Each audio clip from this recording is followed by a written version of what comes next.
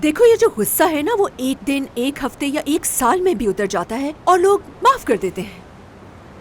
मुझे तुम पर गुस्सा नहीं है, मैं बस तुम पर भरोसा नहीं करती, यकीन नहीं करती तुम पे। तुम वो आदमी नहीं जो मुश्किल में मुझे सहारा दे सकता है। किसी भी औरत की जिम्मेदारी उठाने की कोई भी सलाहियत नहीं है तुम में, समझ आया?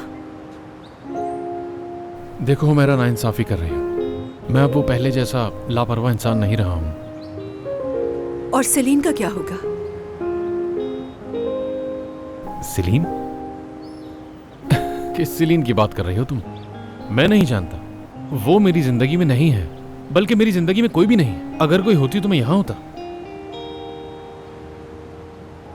किसी का भी दिल तोड़े बगैर तुम रिश्ता नहीं बना सकते ना, ऐसा ही है ना? किसी से मोहब्बत करना, और वो भी बगैर मतलब के, तुम्हें नहीं आता और ना ही कभी आएगा।